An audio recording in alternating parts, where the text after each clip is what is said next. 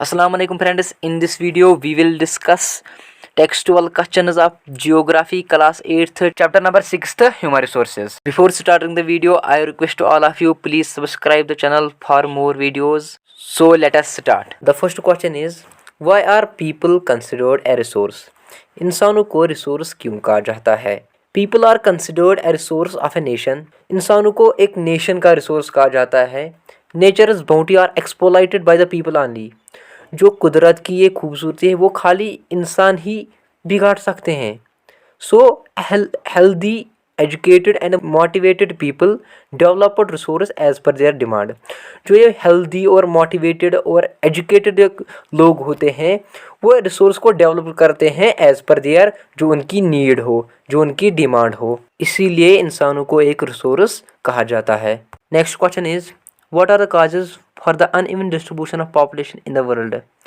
Causes बताने हैं population distribution किन अनइवनली डिस्ट्रीब्यूट है पूरे दुनिया में. Answer is following are the various causes और factors responsible for the population distribution in the world. First cause है जियोग्राफिकल फैक्टर.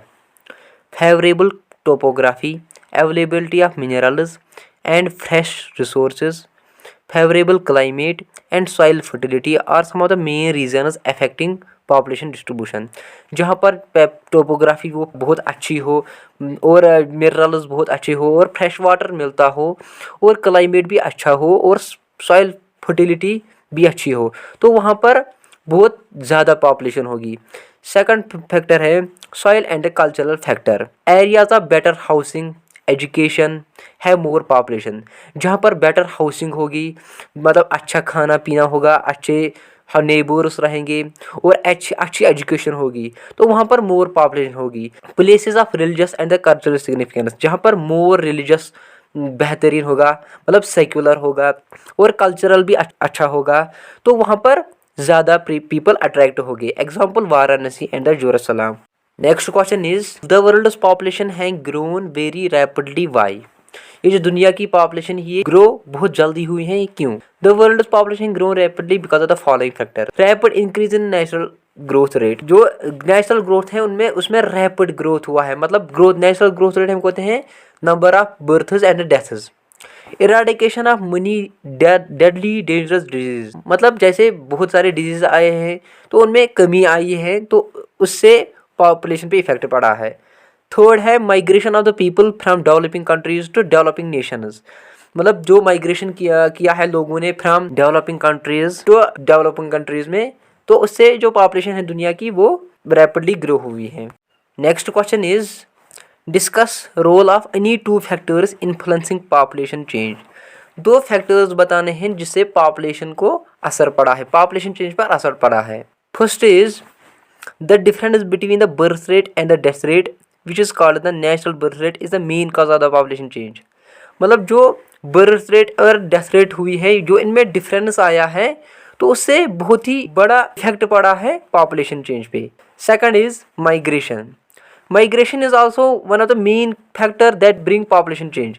लेकिन माइग्रेशन भी एक बहुत बड़ा ही काज है जिससे पॉपुलेशन चेंज हुई है.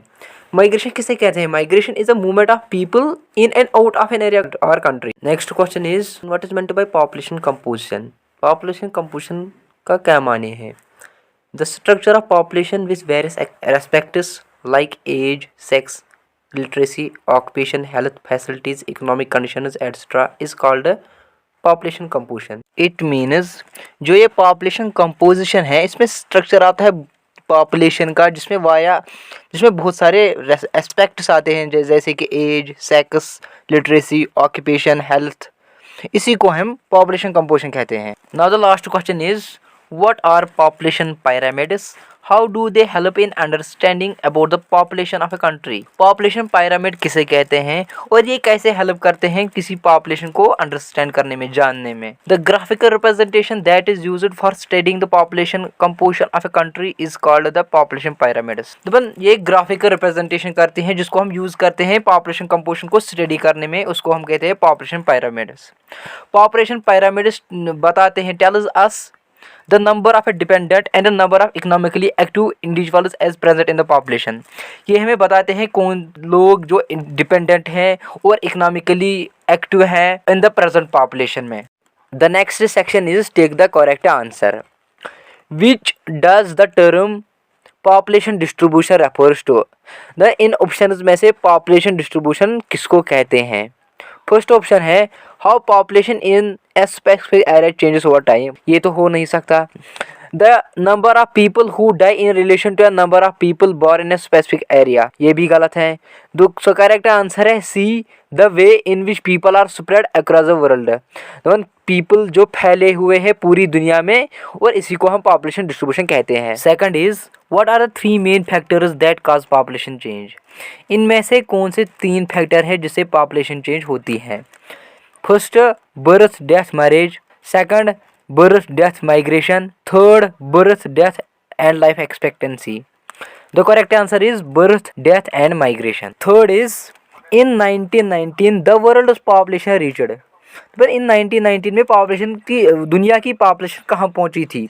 Option A 1 billion, option B 3 billion, option 3 6 billion.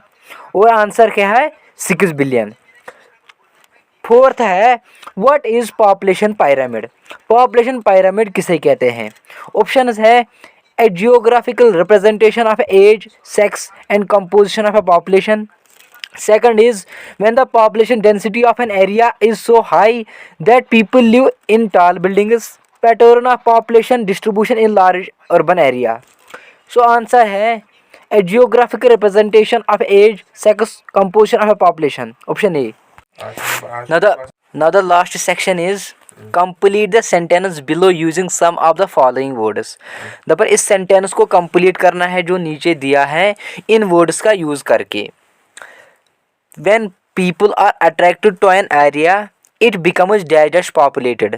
Then जब कोई एरिया बहुत सारे लोगों को अट्रैक्ट करता है वो क्या बनता है? वो डेंसली पॉपुलेटेड बनता है. Factors that influence this include dash climate.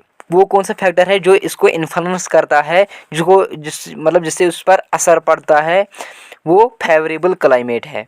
Good supply of dash resources and dash land. Good supply of nature resources and fertile land. Thank you so much friends for watching the video. अगर आप सारे chapters के textual questions को देखना चाहते हो please आप playlist check करें तो वहाँ पर सब मिलेंगे. Thank you for watching.